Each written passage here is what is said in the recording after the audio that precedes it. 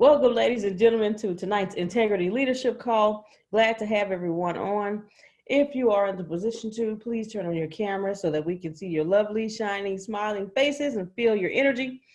And also, if at any time you have any questions or thoughts, if your camera is on, you can wave your hand. We will acknowledge you that way. If camera is not on, not to worry. You can click on participants. From there, click on a small blue hand that says raise hand, and we will acknowledge you that way. And you're always welcome to type your questions and thoughts in the chat. Now, without further ado, I'm going to pass it over to the gentleman, the host with the most, the trainer for this evening. Hails from Galveston, G-Town, Texas. Has a book coming out, y'all, called Don't Judge a Book by Its Cover. And he's also known as Mr. KSBM. Come see about me. Ladies and gentlemen, I present to you Mr. Reginald Paul. Good evening, everybody. Good evening. We're going to touch a couple of points. Yeah, thank you. We're going to touch a couple of points. First of all, we're going to start off on page 10. And kind of wrote some notes down. And one of them, I started it like this to say, remember, life is an ongoing process of creation. I'm going to repeat it again. Life is an ongoing process of creation. Before we get into that, I'm going to read like 2 paragraphs on page 10. And it's going to be towards the end. Okay. And he said, if there is one gift that's on page 10 towards the end, I'll give you a couple of seconds. Okay. I'm going to just read it out. And then we're going to talk about life is an ongoing process of creation. Okay. So let me read this. It says, if there is one gift I would ask God. Yes. Before we get started, just want to let everybody know, if for those who don't know, we are in the book Conversations with God, book 2. Okay, go ahead, sir. Okay, yes. I think that was important. Don't correct me no more. You had to do it. Okay, if there is one gift I would ask God to give to the world at this time, it will be the information in book 1. It say, true to the form, God has already done so. So I hope that after reading this book, you will choose to read the first. We did that already.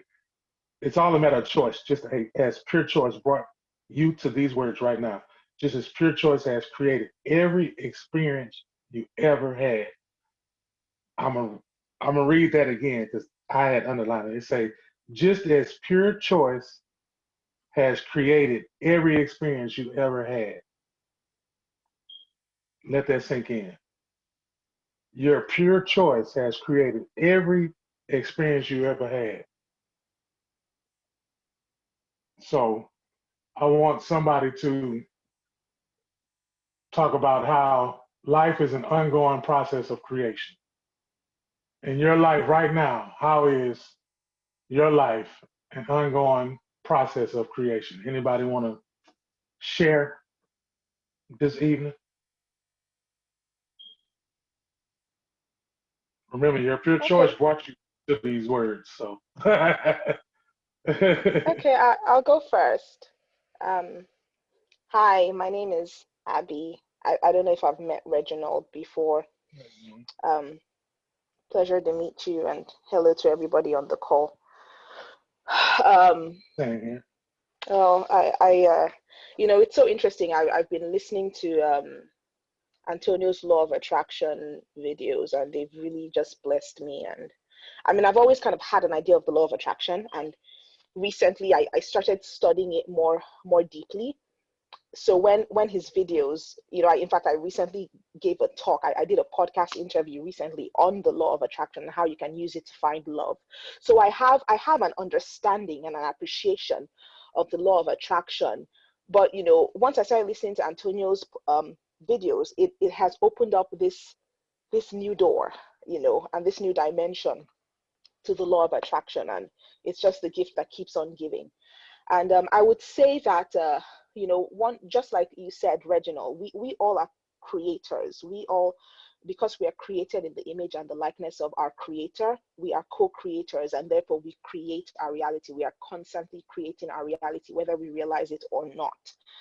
And these days I find myself being extremely reflective and just, looking back on my life and looking back on the story of my life and what has led me to this point and this junction in my life, and all the circumstances that surround my life, both good and bad. Right now I'm going through something with my husband, in the sense that we are currently physically separated. He's in Nigeria, I'm here with our daughters, and we haven't seen each other physically for a year and 4 months. And that was not the plan. The plan was that he was going to join me in the States to witness the birth of our second child, who was born in June of last year. And the US Embassy refused to give him a visa. We applied on three different instances. They kept refusing to give him a visa. They told us we need to go through the long immigrant visa route because I'm a US citizen. He's not. He's never been to the States. They just told us you have to go through the immigrant visa route, and it's a long process. So we've been at it since last year. Late of last year was when we put in our application, and we've just been playing the waiting game. We're very close to the end. We're at the almost the final stage. It's like a 3-stage process, and we've gone through the first stage, which was the longest, most arduous stage. We got our approval, and now we're at the tail end of the second stage. And then the third stage is a very short and fast stage. So we've sent all our documentation, and we're just waiting to hear back from them to end the second stage of the 3-stage process. And it's really been an experience for both of us, because never in a million years would I ever have wished that I would be separated from my husband for this long. We thought we couldn't even survive without each other for more than 3 months. And it's been 3 months times what, 5 almost. I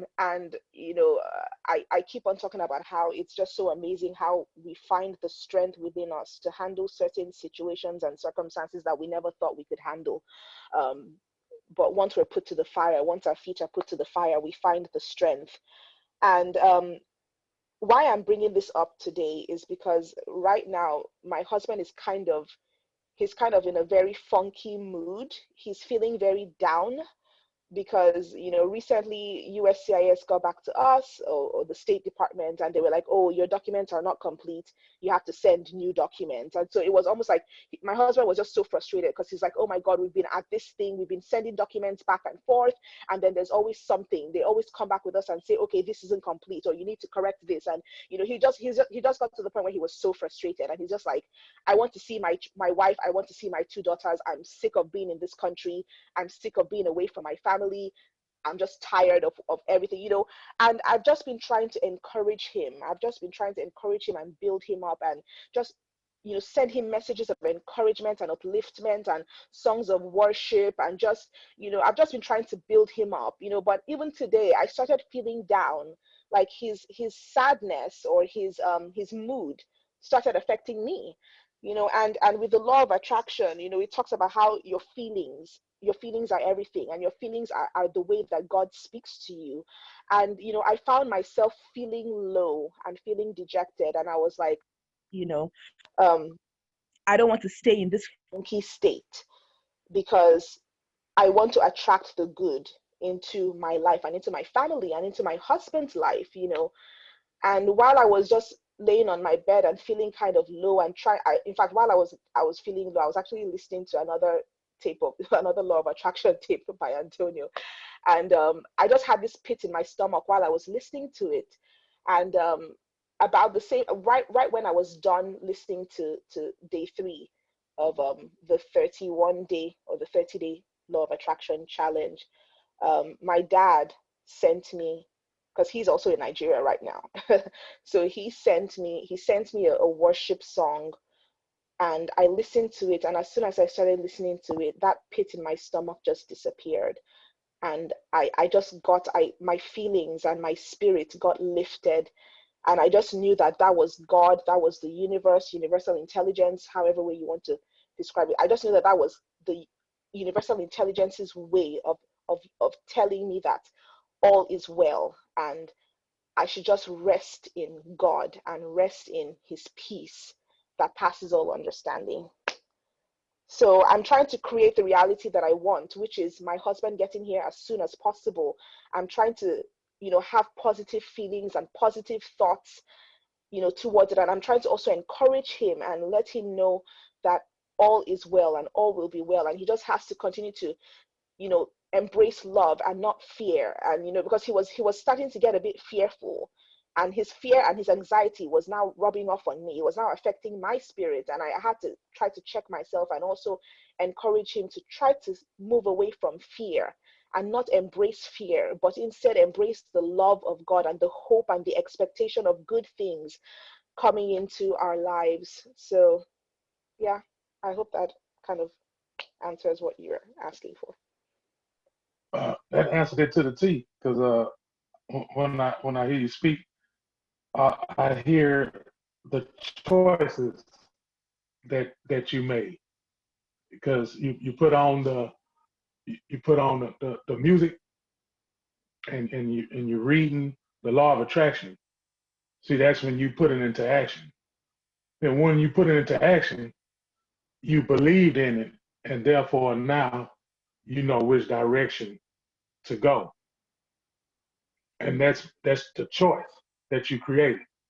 See, at first the choice that was created at first was, the difficulty of it, the struggle of it. But the difficulty and the struggle is what makes it stronger, and it makes it more potent. That's what we got to tell ourselves. We don't tell ourselves that at first because we don't want to go through it. Honestly, we don't want to go through it, but it's something that has to be go through, because when I look at it, uh, we got to suffer. For the Christian believers, we know that the carpenter, he suffered. So he said, if you're gonna take up my cup, you got to suffer just like me. And once you embrace that, your mindset will be totally different. But that's a choice you got to make. How we make that choice. Some get inspiration through others, motivational speakers, but it comes within. And then you'll get to that point because your creator will come in tune with you when you think positive thoughts, and it'll come to pass. So, because like I said, just this pure choice has created every experience you ever had. Pure choice. Pure choice. No inconsistency and no going back and forth. That pure choice that you made. You say, look, I'm gonna lift him up. I seen him. I'm seeing him struggle. I'm gonna be the strong one and lift him up. And he sees that and he feels that. And he will get over it. He's getting over it right now as we speak, because we speaking together about it. When we speak together about it, it's already get done. It's already being done. So thank you for sharing that. I appreciate it. And keep making those good choices. Look at that smile. See, that's how we defeat. That's how we defeat everything. The smile. We can't let everything get our face bent up out of shape. Yeah, we're gonna struggle. Yeah, sometimes it hurts. But you know what? We know joy gonna come in the morning. Thanks for sharing. Uh, for those who just tuned in, it's a quote that I had on page 10 that I wrote down. It say, remember, life is an ongoing process of creation. You're gonna create whatever is gonna come to you. You are gonna create whatever is gonna come to you with your thoughts. You're gonna create whatever's gonna come to you with your thoughts. Whatever's gonna come to you, whatever you're gonna earn, whatever you're gonna receive, you create it. That's why we retrain. That's why we put our mind in a place where positive energy, positive people, and then our creator helps us because he puts us around those people when we vibrate at the same vibration. So if there's anybody else want to chime in on, life is an ongoing process of creation. I want to hear how life is an ongoing process of creation with you, just like she explained. So anybody else want to chime in.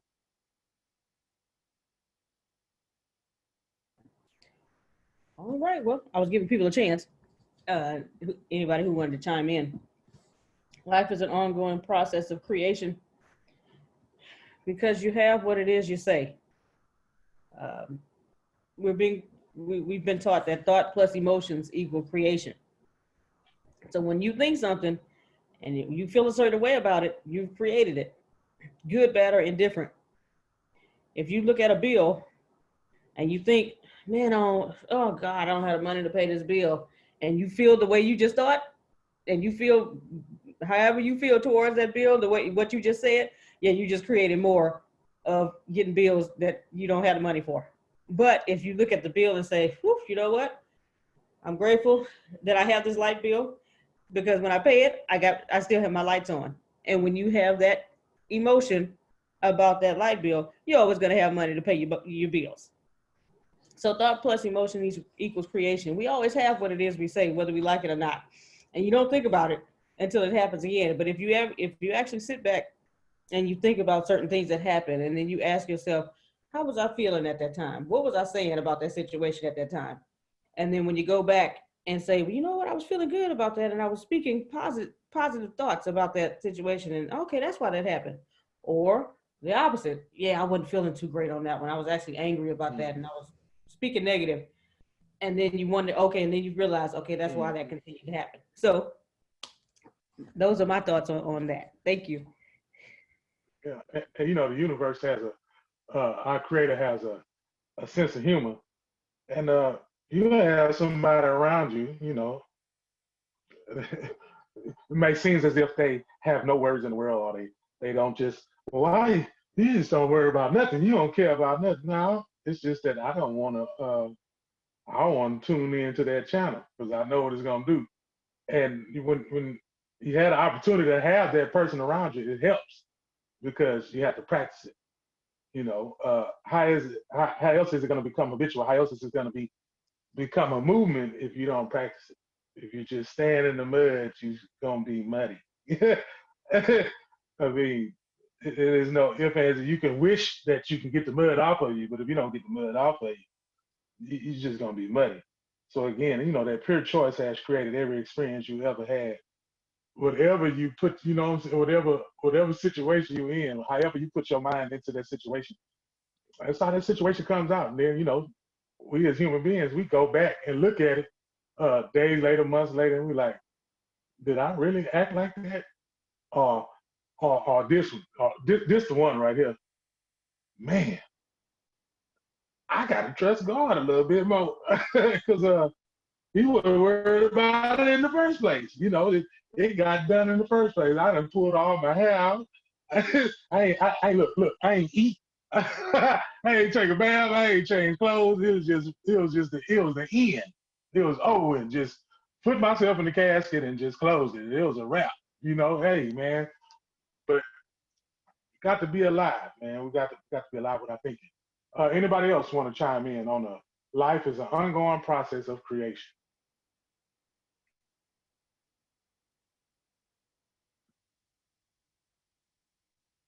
All right, well, we're gonna just move right along. Still on page 10. Uh, the next one I got is you could tell you are on your way to mastery when you see the gap closing between willing and experiencing. I want somebody to tell me the difference between willing and experiencing. Anybody have an example? Can you repeat that quote that you just said? It says you could tell you are on your way to mastery when you see the gap closing between willing and experiencing. And that's on page 10? Yes. I mean, it's not actual. It's just what Oh, I okay. summarized from. All right now. Mm-hmm. I did a little homework. I see. Silly. You tell you're on your way to mastery when you see the gap closing between willing and experiencing. You know, and it said that the last paragraph, say the first two paragraphs of the book two were written in March '96 to provide a brief introduction to the information which follows as in book one. The process by which this information arrived was exquisitely simple. On a blank sheet of paper, I would merely write a question, any question, usually the first question that came to my head, and no sooner was the question written than the answer would form in my head, as if someone were whispering in my ear. You remember in book one, when, you know, he was writing, and then all of a sudden he stopped, and then God just took over. So with the willing and experiencing, you know, we all experience things, but are you willing to go through it? You know, or are you, because, you know, everybody got a, you know, you don't know what I've been through. You know, that's the one. You don't know what I've been, man, if you breathing, you got a story to tell, because you done been through something. As long as you breathing, you're going to go through something. Are you willing to learn from it? Are you willing to dwell on, are you still going to dwell on it? Are you willing to learn from it? Are you willing to take notes from it? Just like you said, Grace, when you was like, about the bill, you know, the next time that bill comes and you're in the same situation, are you going to do the same thing that you just got through doing and put yourself in a rut? Or are you going to do what you did and realize it's going to get taken care of? Once you tell yourself that and you believe it, me and you talking because we sat up there and had this talk before. When you sit up there and believe, you just be in awe, don't you?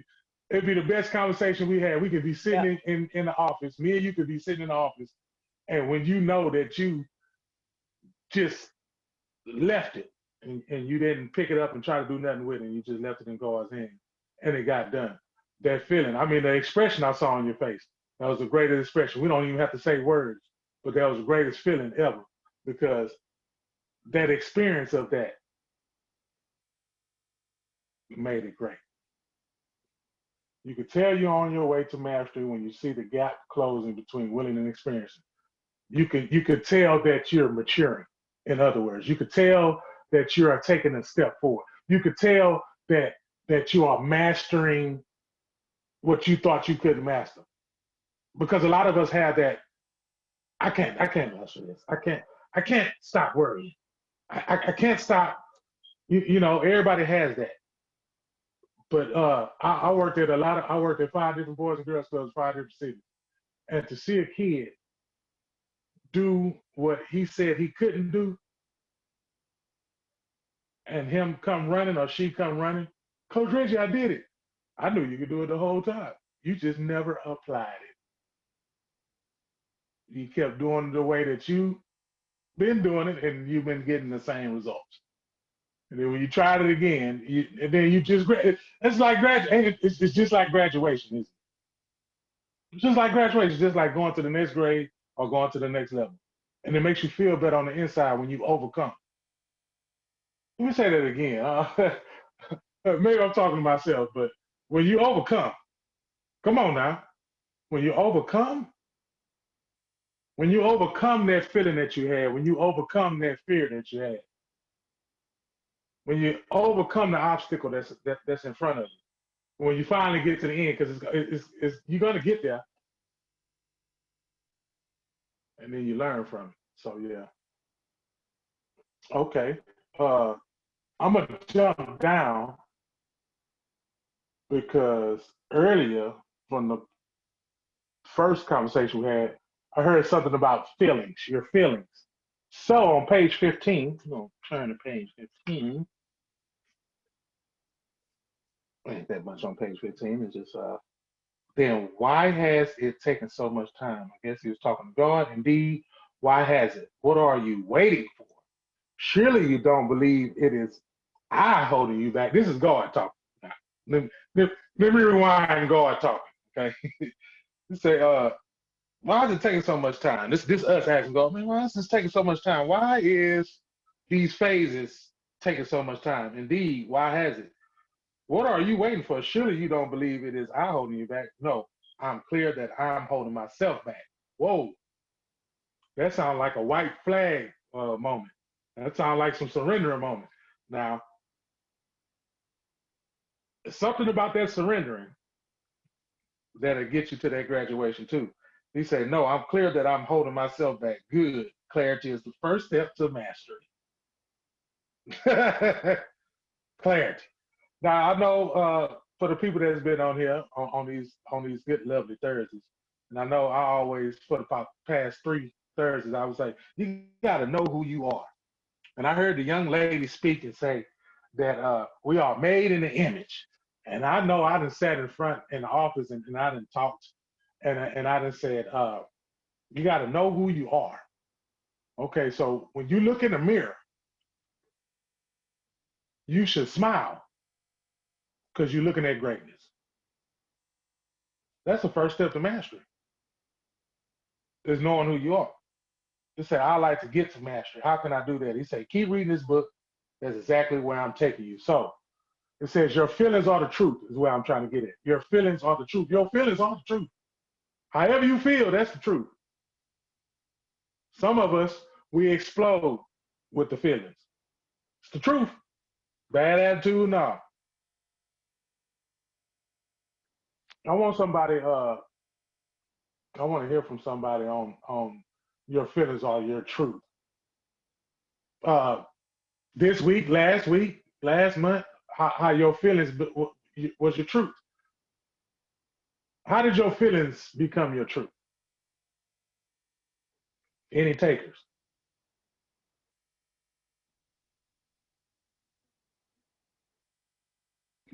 Well, I'll go again. Your feelings are your truth. Okay, because you can try and hide whatever in any situation. So we're gonna give an example. Okay, Abby, since I see that your screen is on, if we talking, you and I having a conversation, and all of a sudden out of nowhere, wow, the feelings you got right there. First off, that's the true you. That's the true you. That's the feelings that you have right there. Whatever your feelings are, like, man, I'm about to. That's the true you. But if you hold yourself back, you had to teach yourself that one. So whatever your feelings were at the very first time, that's you. And not to say that you can't, you can't discipline yourself and teach yourself and learn some learned behaviors, that, okay, let me hold myself, but like you were saying, yeah, the first feeling you ever get in any situation, that's the true you. So yeah. Yeah, and then your friends get to see it. Your closest ones get to see it. Your kids, your relatives, co-worker, everybody get to see it. And then we get mad when they call it out. Yeah. We get mad. Hey, don't you don't know me. You don't know what I've been through. You ain't been in these shoes. You ain't walked a mile in these shoes. But again, hey, your feelings are your truth. Just imagine the people that wear their feelings on their sleeve. You like to be around those folks? They feel right in the sleeve. Like me, I'm highly energetic. So if I come around you and I'm not saying nothing, then yeah, you got to say something to me. Because yeah, I'm going through it. Yes. Miss Carol, how you doing this evening? I wrote something down, and I think it needs your hands. I need your glitter on there. It say the soul speaks to you in feelings. Listen to your feelings, follow your feelings, and honor your feelings. The soul speaks to you in your feelings. Help me understand that, Miss Carol. How my soul speaks to my feelings. I need your help. So our soul is what's connected to the universal flow and to the source and to God. And it's in us, it's not outside of us. So we reach out for things when we should be reaching in. But our feelings have a lot to do with different things that we have gone through in our lifetime. So our experiences kind of build up our belief systems, which then makes us feel a certain way about certain things that happen in our lives. We are born into the world whole, and our experiences change our thoughts as we start learning to live in this world. So the soul is connected to the source, and that's the truth of who we are inside us. We're whole, we're powerful, we're creators. And because of experiences in our lives, we choose to create by how we perceive things. And we perceive things because of what we've gone through in our lifetime. But because of what you've gone through and what you're perceiving does not make that you. It makes you your experiences as of today. But when you start realizing the power that you have and the person that you are, the creator that you are, you will realize how powerful you are. And all these other things are just that. They are experiences to teach us so that we can learn, so that we can understand, so that we can take that and then share it with others so that they can start learning. And the connection with the feelings and the soul always speaks to us. Our soul is always connected. It's always giving us, you hear that little voice sometimes that tells you, you know better than that.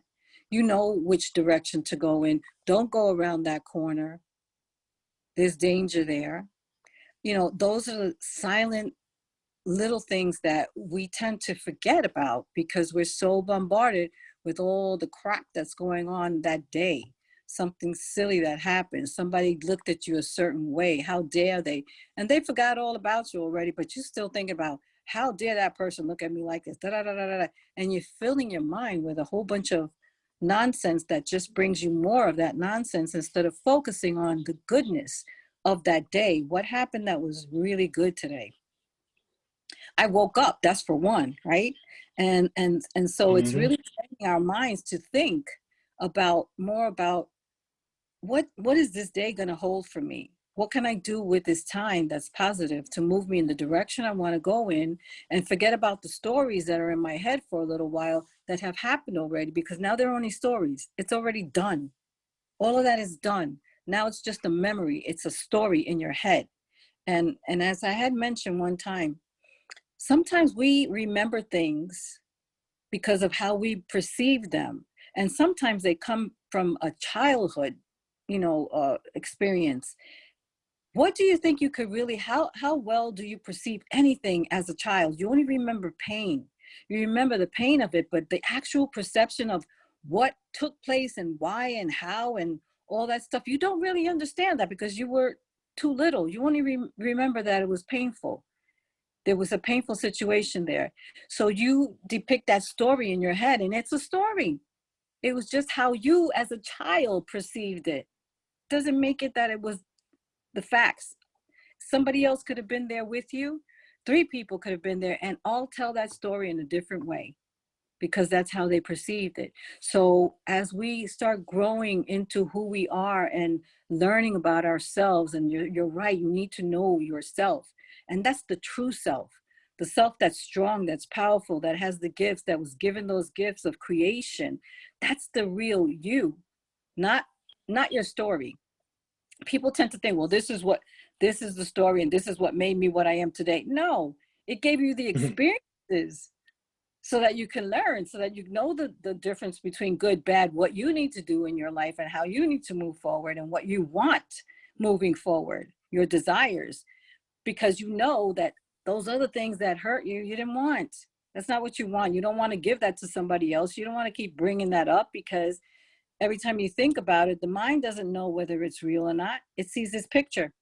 So it's going to pull more of it to you. So it's letting go of the past. And I know it's not easy to do that, but every time those thoughts of pain or sorrow or whatever it is that you're feeling come up and they're not positive, you bless them and let them go. You say, I got the experience. I understand what that is. Now I can take that and be the bigger person and go into my creative self, my strong self, and stand my ground and help somebody else, because I know that pain and I know that they can get over that pain. And I know that it's just an experience. Even though it's painful, it's an experience.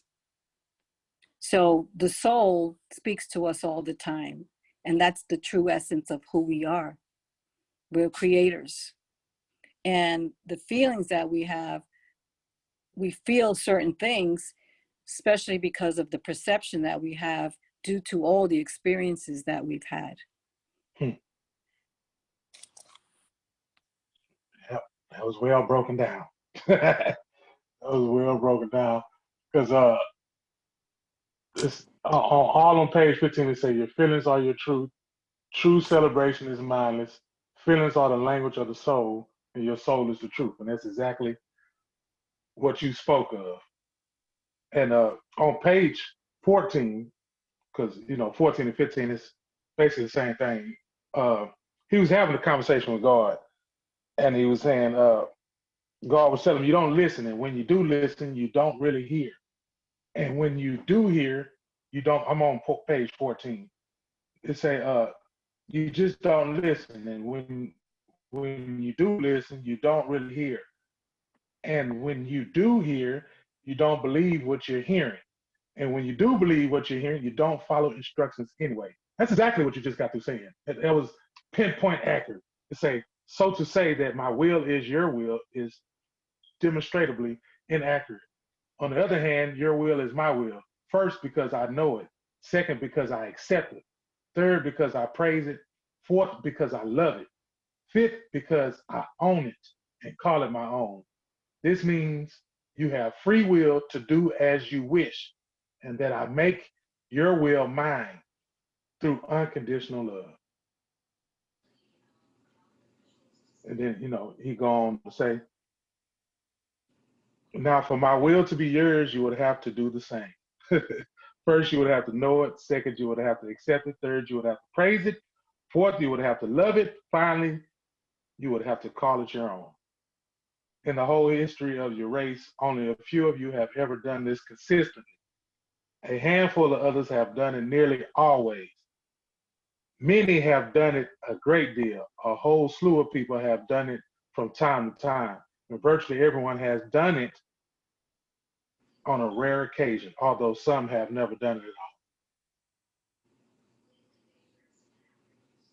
That's why I like page 15, because I'm not really, I was brought up with all that feelings. I didn't really too much want to have no feelings. I was too busy playing sports and worrying about sports. I was worrying about nothing else. But it caught up to me when I got older, and I had to learn how to control them and not spill them on everybody. Everybody don't want all that all the time. So thank you, Ms. Carol, for that. Anybody else want to talk about that? Well, your feelings, that's the thermometer of your soul. And denying your feelings is like putting a sticker over the gas gauge of your automobile and saying, well, I'm not going to pay any attention to that information, and see how far that gets you.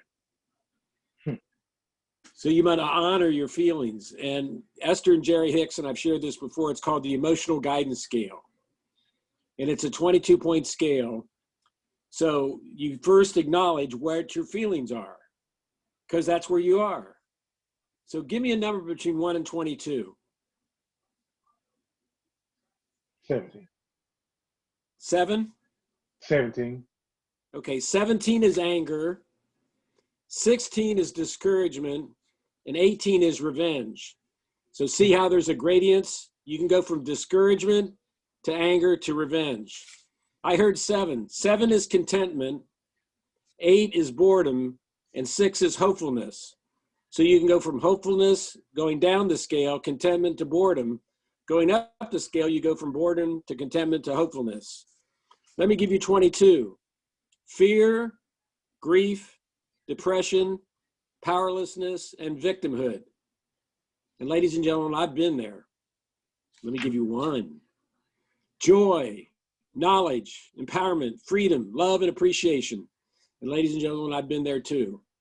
So think of a clock. At 12 o'clock, what are your feelings?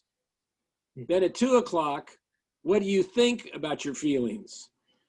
Do you want to go up the emotional guidance scale, or do you want to go down the emotional guidance scale, or do you want to stay where you are? Then at 4 o'clock, you've got, what are you going to be or believe? We're not human doings, we're human beings. Eckhart Tolle says, the past resides in your memory, the future resides in your imagination. All we have is the present. And all life is a series of presents. It's one present after another. At 6 o'clock, you have feel, think, be, do. What are you going to do based on what you feel and think? And then 8 o'clock, what do you have based on what you did? And then at 10 o'clock, you have give. What are you going to give? And you can't give what you don't have. So when you look at a clock, you start at 12 with, this is what I feel. Then at 2, this is what I think. Then at 4, this is what I be or believe. And a belief is just a thought you keep thinking. And then number 6, this is what I'm going to do. And then number 8, this is what I'll have. And then on 10 o'clock, this is what I'll give. So it's that circle that you're traveling around. You have to decide, where are you on that circle, and what do you want to manifest by being on that circle? Because it's your choice. Phil, Thank you. that was a lot to take in. So is it something that you can post so that individuals can actually go through the process? Well, I can't, but probably Susan can when I tell her what I want to do. Okay, thank you. Yeah, because I was Thank you. just Googling that right now as you were talking about it. Yeah, you can Google the emotional guidance scale. That's there. That's available. The clock analogy is something that we came up with. That's how I start my seminars. And then I challenge them at the end. I'm going to ask you, based on what we've covered here today, how are you going to fill in those blanks? What are you going to implement? What are you going to manifest? Because it's your choice. So like, for instance, one of my seminars is work smart, have fun, and make money, being strong during challenging times. So I say, what are you going to feel, think, be, do, have, and give to work smart? What are you going to feel, think, be, do, have, and give to have fun? And what are you going to feel, think, be, do, have, and give to make money? And then we go through the program, and at the end, I expect them to fill in their blanks. And I don't expect them to fill in all the blanks, but at least start filling in their blanks, because we know as presenters, our main job is to get the audience in front of us to implement an idea the next day that benefits them and their organization.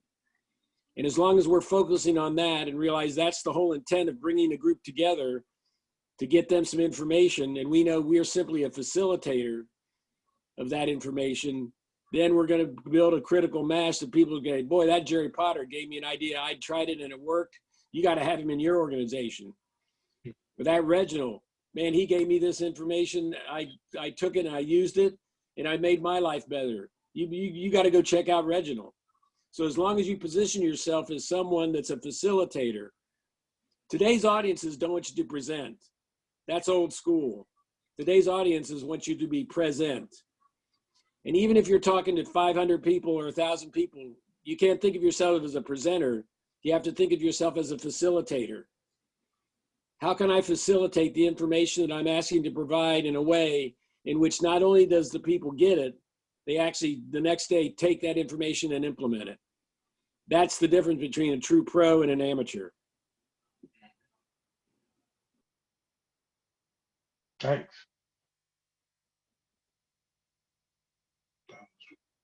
It's the emotional guidance scale. I need to look that up as well for myself. Okay, moving right along.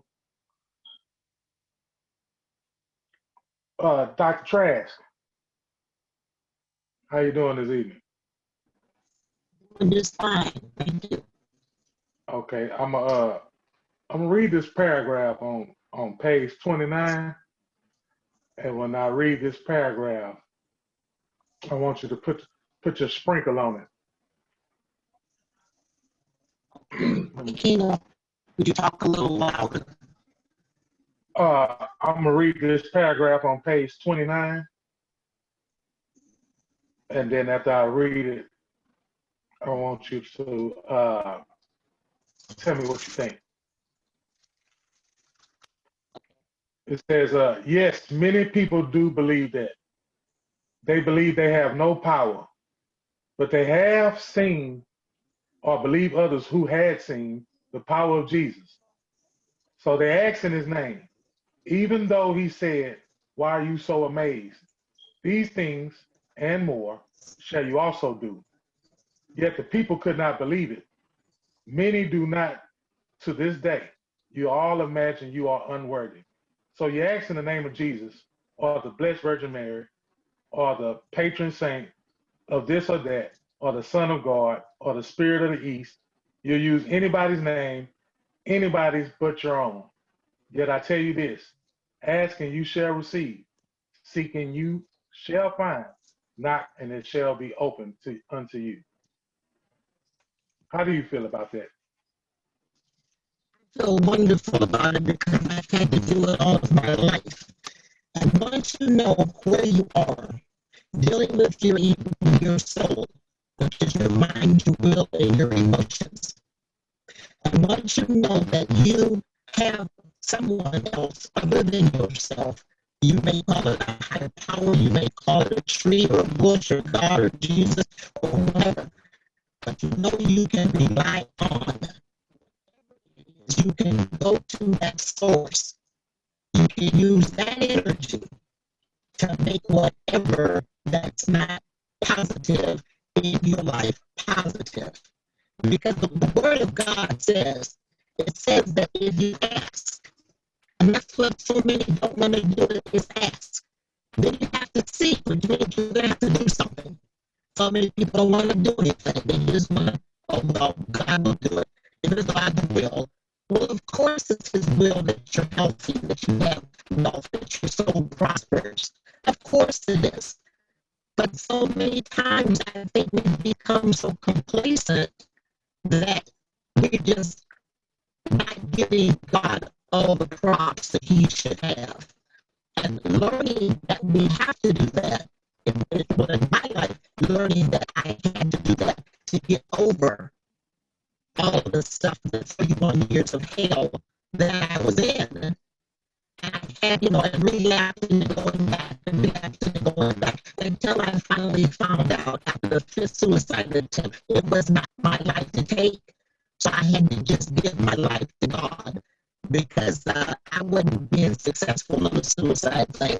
So I had to give that up. I couldn't even do that. And once I learned that I don't have to do this by myself, there is someone greater. Even something so simple. I'm never on the computer because I didn't know how to get on the computer to come on the training classes. I'm always on my phone. Well, I'm always traveling also. But yesterday, I was able to get on. And when you guys make all those little notes and everything, there's the other people that's on there. I just found out how to do that yesterday after all of these months. So it's little things like that that I said, okay, Doc, you got to show me. Carol has talked to me about it. Pamela has talked to me about it.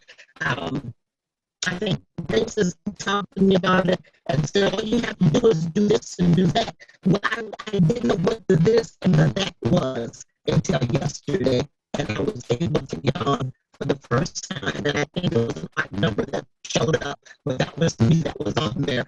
And that was a milestone. That was an accomplishment. But I even had to ask God to help me do something as simple to some people as that.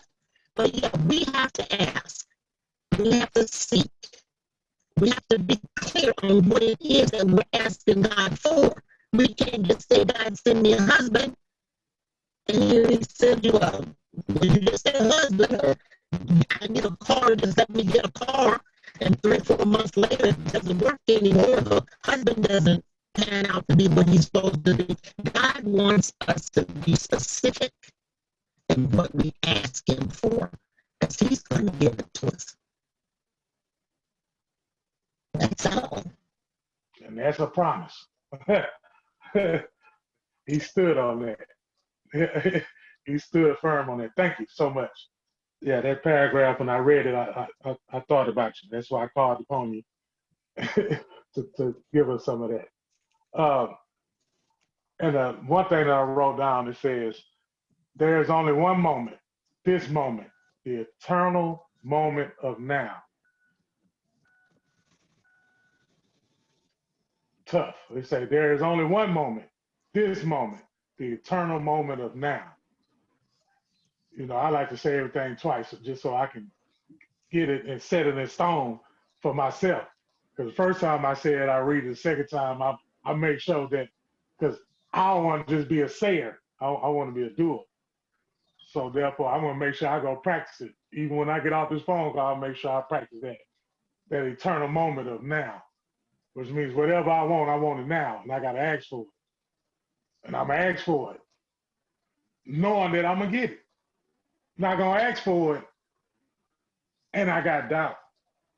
Not going to ask for it, and I'm not sure it's going to come to pass because I just don't see, you know, I'm thinking in my own perspective. I'm thinking in my own mind. I'm using my own eyesight. I'm using my own judgment.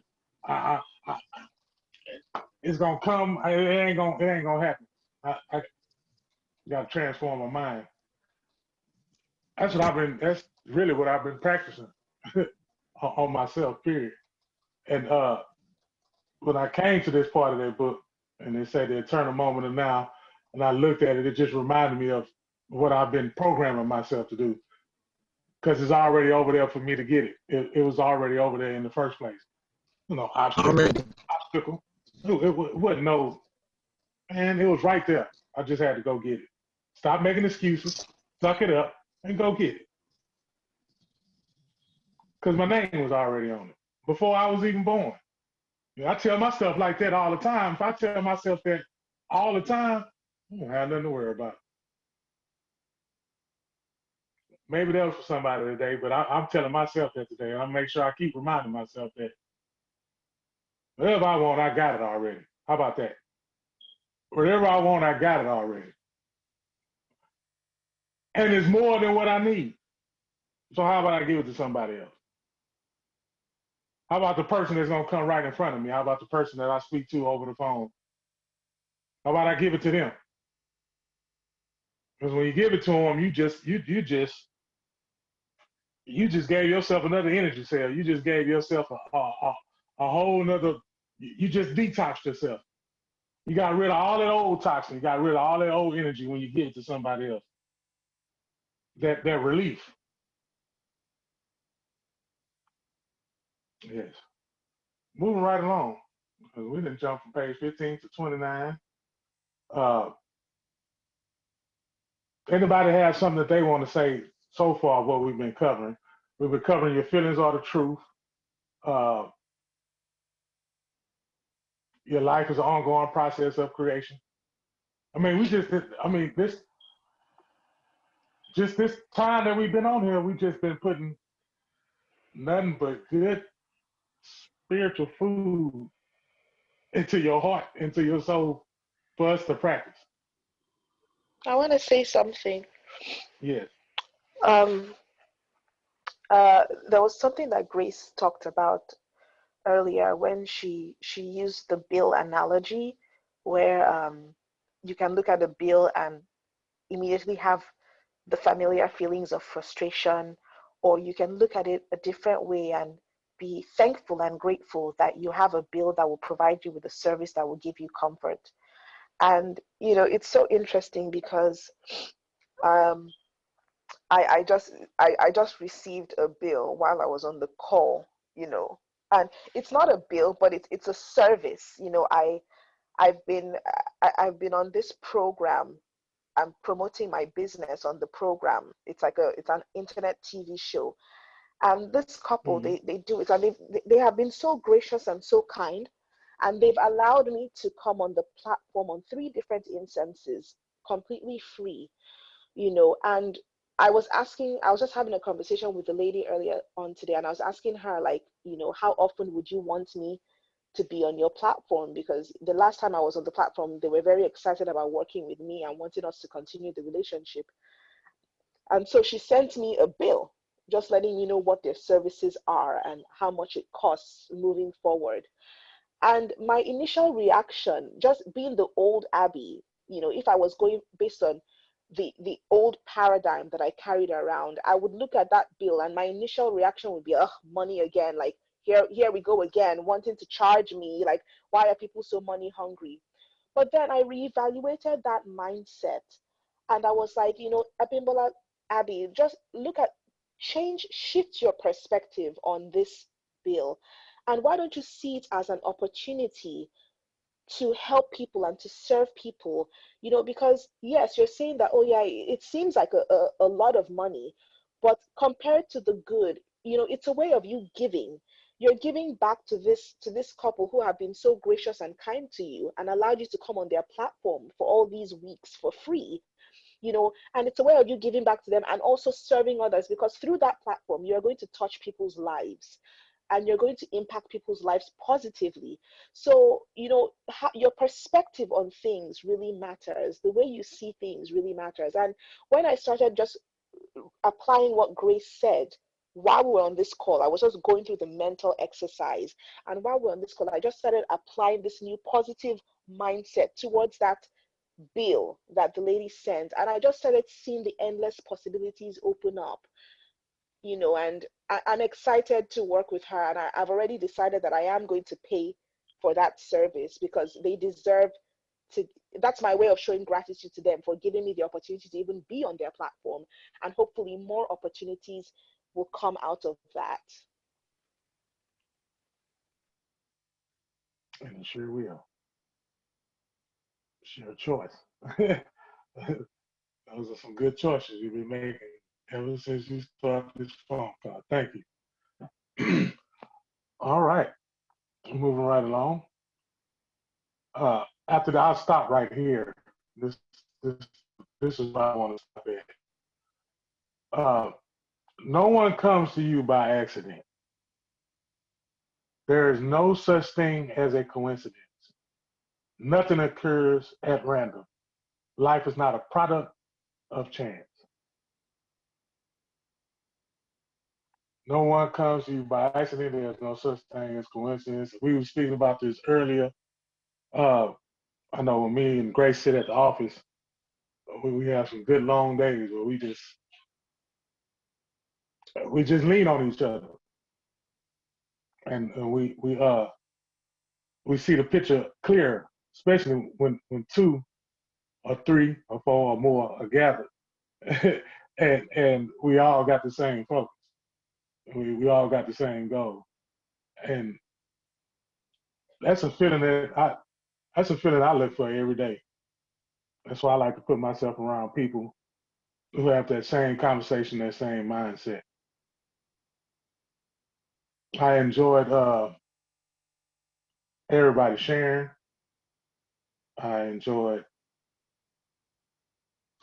being the the lead of the class today. I miss my sidekick, my partner in crime. She gets me going. But today was very informational for me, hearing from other people, because I like hearing from other people. I really love hearing from other people because it helps me. Because I know sometimes I can't do this by myself. And to hear words of wisdom from somebody else, that takes me to a better place than where I was at. So I want to say I'm very thankful for y'all today for speaking up. Anybody else have anything else to say? Want to share anything before we go?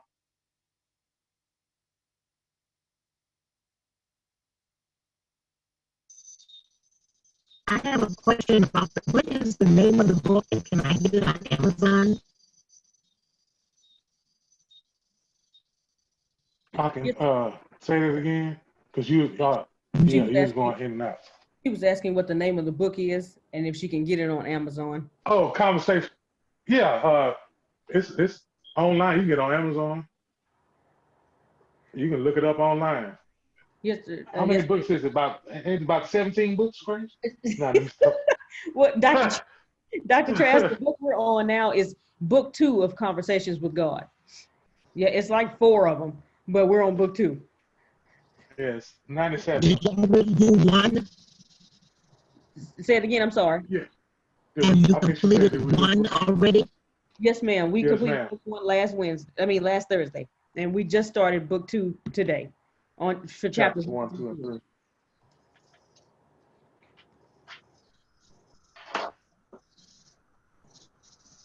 And then next Thursday, we'll be doing 4, 5, and 6, correct? I believe so. I'm looking that up right now. Want to make sure. Uh,